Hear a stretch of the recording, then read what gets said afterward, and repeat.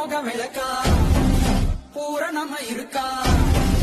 கூறப்பட்டு சேலையில் என்ன வாங்கிட்டா தென்னை மர குருத்தா என்னை இவ மதிச்சா பக்க பிரி கயிறா